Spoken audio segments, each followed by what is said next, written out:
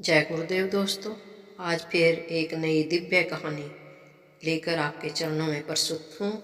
कहते हैं कि क्या सच में संत की प्रार्थना मृत गाय को जीवित कर सकती है।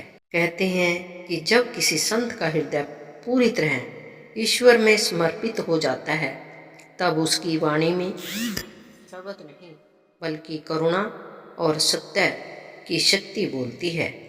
ऐसे ही थे संत रविदास जी, एक ऐसे संत जिन्होंने समाज को यह सिखाया कि भगवान मंदिरों में कम और इंसान के भीतर अधिक बसते हैं। लेकिन एक समय ऐसा आया जब उनकी भक्ति को चुनौती दी गई और उस चुनौती ने पूरे गांव की सोच बदल दी। मन चंगा हो तो कटौती में गंगा। वाराणसी के पास बसे एक छोटे से गांव में धर्म का बहुत दिखावा था। लोग पूजा पाठ तो खूब करते थे, लेकिन उनके मन जाति और ऊंच नीच के भेदभाव से भरे हुए थे। उसी गांव के किनारे एक छोटी सी झोपड़ी में संत रविदास जी रहते थे। वे दिन भर मेहनत करते, लोगों की सहायता करते और हर किसी से प्रेम पूर्वक व्यवहार करते। उनका एक ही संदेश था, सच्चा धर्म प्रेम, सेवा और विनम्रता में है। धीरे धीरे उनकी ख्याति फैलने लगी।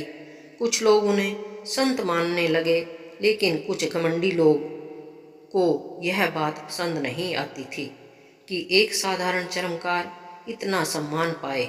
एक गाय की मृत्यु और शुरू हुआ आरोपों का तूफान। एक दिन गांव में अचानक हड़कंप मच गया। एक ब्राह्मण परिवार की प्रिय गाय अचानक मर गई। पूरा गांव इकट्ठा हो गया।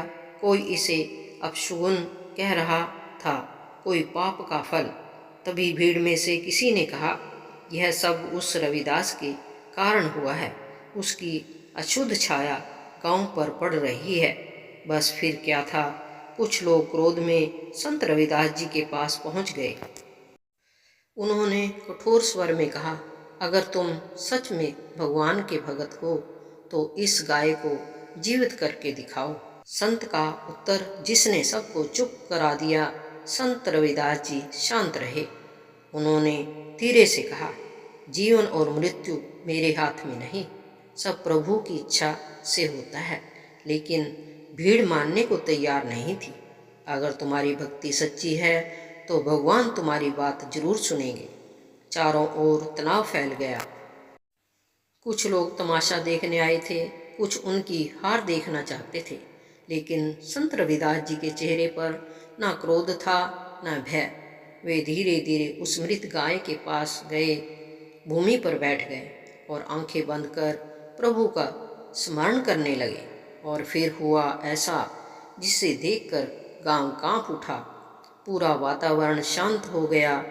संत रविदास जी हाथ जोड़कर उनके प्रार्थना करने लगे, हे प्रभु, यदि मेरे मन में कभी किसी के लिए द्वेष नहीं आया, यदि मेरी भक्ति सच्ची है तो इस निर्दोष जीव पर कृपा कीजिए।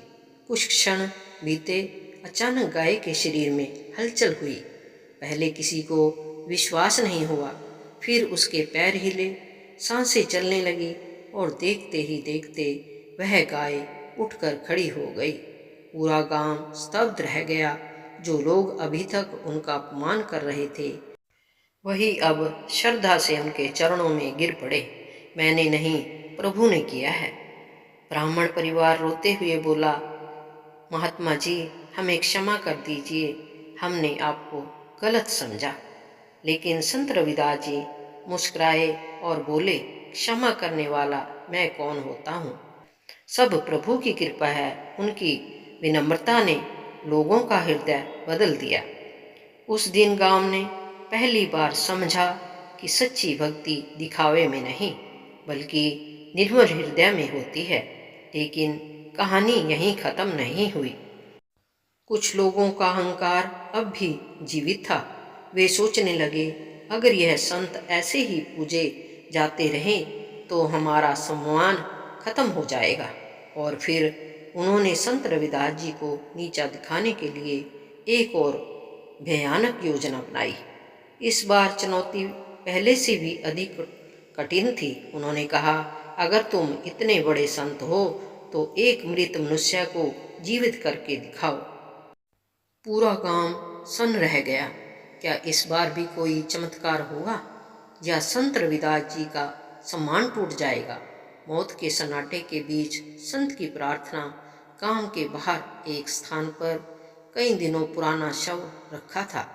लोग दूर दूर खड़े थे।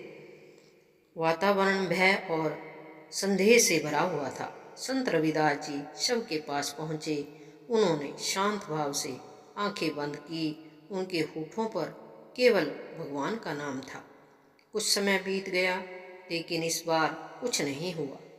भीड़ में फुसफुसाहट शुरू हो गई। देखा, इस बार चमत्कार नहीं हुआ। पहले वाला सब संयोग था। लेकिन तभी संत रविदास जी ने आंखें खोली और बहुत शांत स्वर में कहा, हर प्रार्थना का उत्तर जीवन नहीं होता।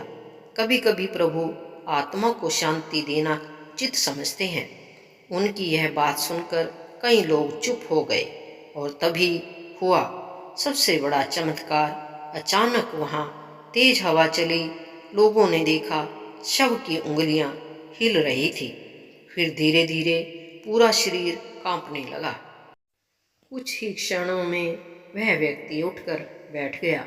पूरा वातावरण महात्मा रविदास जी की जय के नारों से गूंज उठा। जो लोग उन्हें चुनौती देने आए थे, वे भय और श्रद्धा से कांपते हुए उनके चरणों में गिर पड़े। लेकिन संत रविदास जी ने फिर वही कहा, मैंने कुछ नहीं किया, सब प्रभु की कृपा है। संत की सबसे बड़ी शक्ति विनम्रता। उनकी प्रसिद्धि दूर दूर तक फैलने लगी। राजा, व्यापारी, पंडित सभी उनके दर्शन करने आने लगे।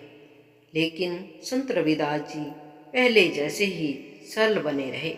वे कहते थे, यदि कोई तुम्हारी निंदा करे तो उसे आशीर्वाद दो, क्योंकि वह तुम्हारे अहंकार को कम कर रहा है। धीरे धीरे लोगों की सोच बदलने लगी। जाति का घमंड टूटने लगा। लोग प्रेम और समानता का महत्व समझने लगे। और यही था संत रविदास जी का सबसे बड़ा चमत्कार। मृत शरीर को जीवित करना नहीं, बल्कि मृत पड़े इंसानों के हृदय को प्रेम से जगाना। जय गुरुदेव। दोस्तों, वीडियो अच्छी लगे लाइक करिए, शेयर करिए, सब्सक्राइब करिए, कमेंट करिए, बेल आइकन को हिट करिए। धन्यवाद।